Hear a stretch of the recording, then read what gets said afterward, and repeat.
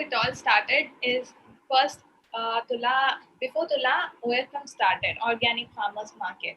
The intent behind that was to help farmers grow organically all the food, because food is the main source that we live on. So first, from the food, we went to cotton. That is because during the discussion, they were all discussing how to help more and more farmers.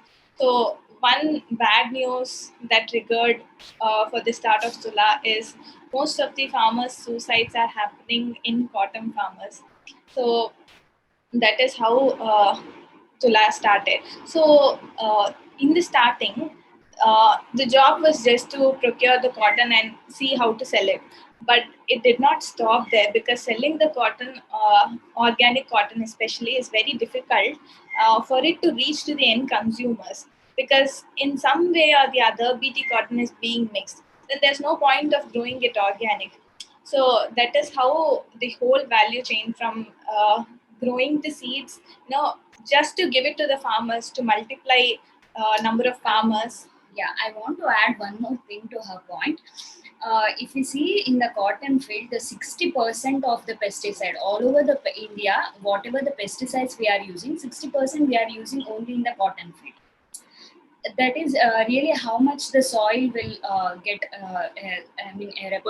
polluted. So that is what we start thinking. We start seeing who will produce the organic cotton. We didn't find anyone. That too, as you mentioned, rain-fed organic cotton in the beginning. We are not only doing rain-fed organic cotton; it's a reviving of the desi variety of seeds. That is the main intention. The main disadvantage of desi is the staple length thing. In the when the Britishers came, they saw our desi variety of the staple length, and they decided that by this cotton variety we can't do the fabric with a machine woven. Staple length is nothing but length of the fiber of the cotton. So it did not suit a power loom. Power loom required a longer length fiber cotton, which was in Indian desi cotton had a shorter staple length. But the advantage of Indian desi cotton was the cotton requires lesser irrigation. It just rain fed. So just the rainfall in your farm is good enough to grow. And it is multi-crop. You just don't need to grow cotton alone. It can be grown along with the food crop. And it can be grown organic. Whereas the alternative which the Britishers gave was the American cotton, which was from the British era, it was the American cotton, which was more pesticide dependent. And more water required. It had to be irrigated, unlike the desi cotton. So there was it was more water intensive, and it was also polluting. By both means, it was degrading the soil and the wealth of the region, the soil wealth of the region and the groundwater level. Almost it requires for 1 kg of cotton, it will require 2,500 liters of water just for 1 kg. In 1 kg, we can do 1 shirt maximum. So we are consuming that much of water if we spot any of the American cotton or any of the BT cotton. Today, 95% of cotton is actually BT cotton, genetically modified cotton that is being used. So, and major of the farmer suicides come from the cotton farming belt. So this was the reason why there was a urge to revive desi cotton, support the organic farming network, and then revive that. And the weavers were also struggling. The hand spinners and the weavers were also struggling. So this network had to be built, because during the British period, this entire network of rural livelihood was completely destroyed. And also, for all the BT cotton, we have to use pesticides, because it is very always bollworms comes. So we have to use pesticides, and that is how the soil got erupted. The soil got polluted very badly. The soil became infertile, and that added to the debts of the farmers. Okay. one thing, yes, the land is getting polluted is the second thing. And more pesticides being used, you start to see more and more secondary pest developing because the pest becomes resistant to the existing pesticides. And also the seeds you get from BT cotton, you cannot use it for next season. But whereas in Desi cotton, you can always save those seeds and use it for next season. Even if you leave the soil like that only without any maintenance, in next season the plant grows. Yeah, that's how the rain fed. The variety itself is a rain fed. And So the indirect input cost of a farmer goes very high, where he becomes very highly debted because of lot of input cost going to him. Initially, the BT cotton farmer starts to see a lot of revenue than a regular organic farmer. He does not calculate the depth that is going to be added. Every year, the depths will keep increasing because he has to use more pesticides, he has to buy the seeds again and again, he has to spend money on the irrigation. So this input cost keeps increasing every year. So that is something that the initial stage a farmer does not calculate, and this is how the farmer gets into the trap. So this is the major difference between a BT grown crop and the Desi variety of crop, which is more sustainable. So sustainable farming practices starts from the Desi rain-fed variety, which is not monocrop but also multi-crop. Okay. that's how they start growing the desi variety. Initially, we don't have much seeds to grow to make a fabric or to make something out of it. We don't have that much of cotton, so they start working and collaborating with the farmers who can support the organic farming, and then they just multiple. They put the seeds only to multiple the seeds.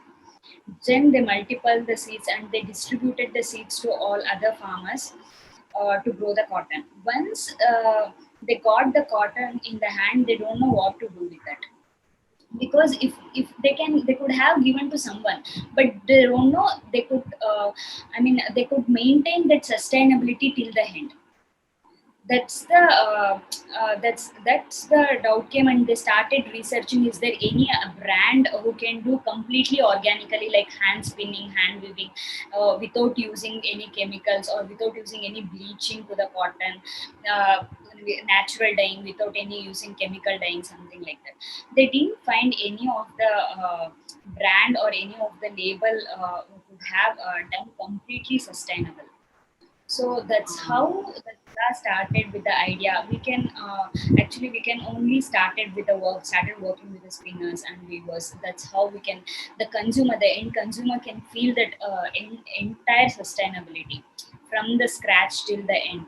The main intention of every customer should get that experience, how the entire complete sustainable cloth would look like.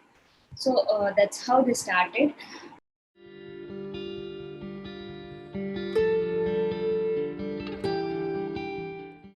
So during that process, we made sure that we could touch how many livelihoods possible, whether it is hand spinning or whether it is weaving or natural dyeing. So people who were looking for work and who were also into sustainability, so we started collaborating with them and got this process in place.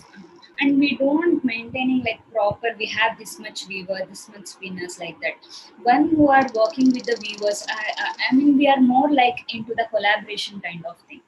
If any individual weaver is there, if she or he is able to do the weaving with our yarns, then we'll collaborate with them. It's not like that they should only do for us, For us. under same roof. It's not like that. Wherever they will supply the yarns, and they will do the entire thing, and they will send to the next chain. Yeah. When it started, the first few years, it was touching around 50 to 70 livelihoods. As years passed by 5 years, when we were making our, when we were doing enough of business, we have now supporting 300 livelihoods. So that is a very, very good business model, because touching livelihoods is a very effective business model. And also our business model is transparent, so that all youngsters, whoever want to replicate this model, they can. Mostly we try to over keep the India. wherever the cotton is sourced, that is where we try to get the weaving and the spinning done. Spinning. Ah. So, but the dyeing, there are specialists there who are very reliable and who practice it. The specialist, we go there. So we have sourced it. Our spinning and our cotton has been around Maharashtra and Tamil Nadu. So we Okay. try to approach weavers around Maharashtra and Tamil Nadu. Maharashtra, when the weaving was not effectively happening, we went to Karnataka to get the weaving done. So it is, and Bengal.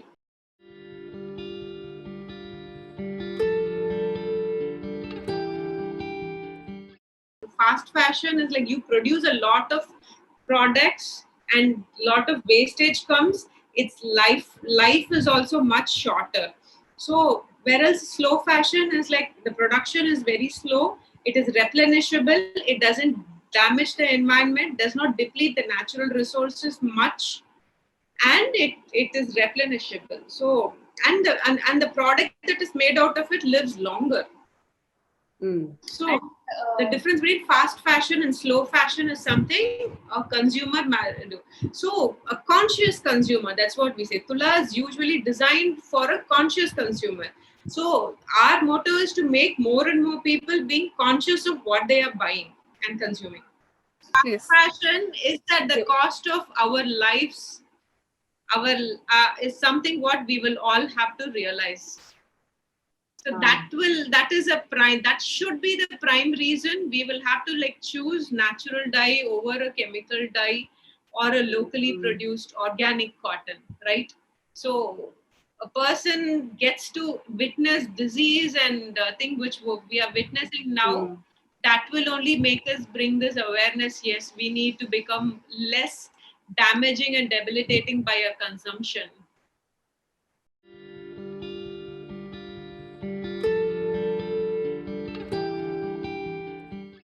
The government incentives incentivizes BT The cotton government better. only sells the BT Sourcing cottons. your organic seeds is going to be difficult. It's the same thing with every desi variety versus a hybrid variety. So there is better incentive in terms of buying your pesticides and your fertilizers and getting loan approvals. Everything is there, no? So it's based on policies, And agricultural policies. So there Green is no- Revolution changed the entire agricultural scenario. So cotton went into it. So when there has been multi-cropping, sustainable, always has been small production, more local, and it has been slower production also. So when it is industrialized level of production, there is more bank support and other things for the cotton. So all these factors will, they incentivize, they offer you loans, and finally the procurement cost is also there, right? The procurement also happens at a lower rate because there are markets to procure and they set the standards.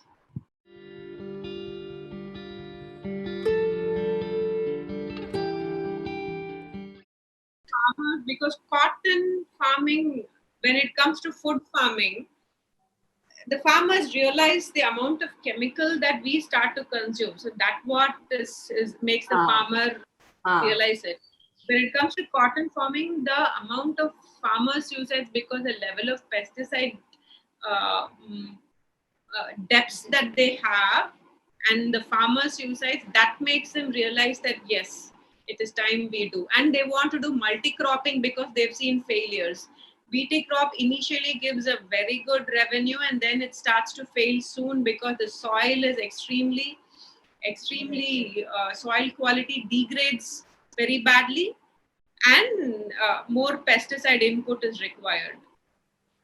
So that is when it realizes, only just like only a conscious consumer comes to buy a sustainable product, a conscious farmer starts to realize that yes, we need to shift to better farming practices. Yeah. How do you go about sourcing the weavers? once your cotton is ready? How do you choose them? It's not like choosing them. We, as we told, we tie up with we collaborated with the farmers. So whatever they will do, we definitely will take it from them. Even though we don't know whether we can do all this, we can use all those in this season, or we can use all those things or not. But anyhow, we'll take all those things, because that is the collaboration, and that is the strength we have given to the farmers.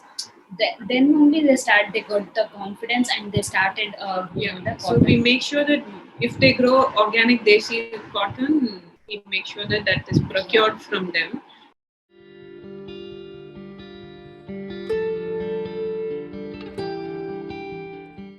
But the impact of pollution, we see the entire Tirupur belt, water is completely importable, neither humans nor animals. The best example is Noyal River. Yeah. You cannot do agriculture, you cannot consume water. Water gets completely importable.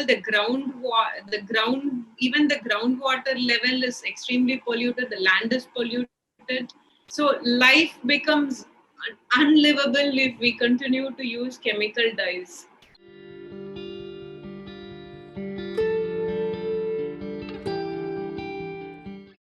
When we talk about Western countries having beautiful water bodies and rivers being well maintained, that is because they do not choose Their own country business to do the business that pollutes their water bodies, and all those business is taken up by India. So all the water intensive business India takes up, and it pollutes its water, and we live in polluted, unsustainable, importable water, which is completely non-livable. In that place becomes non-livable.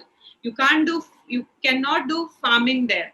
It is absolute. The water will be not irrigationable at all. can't use that water for any other A purpose. natural dyed product, the water that is used can directly be We can drink also can that supply water. can be directly be given to agricultural land, can be used for irrigation.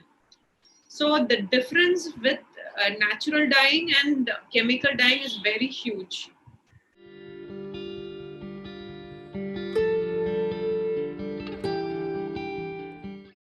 Ask questions what this product is.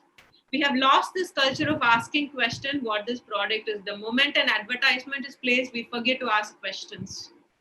So that culture should change. The moment there is a discount offer, we forget to ask how did you bring it at this price. So that culture should change. How can we buy a dress for 300 rupee, and what impact does it create to the person who is producing, to the environment, to the entire village, is the question we all should ask.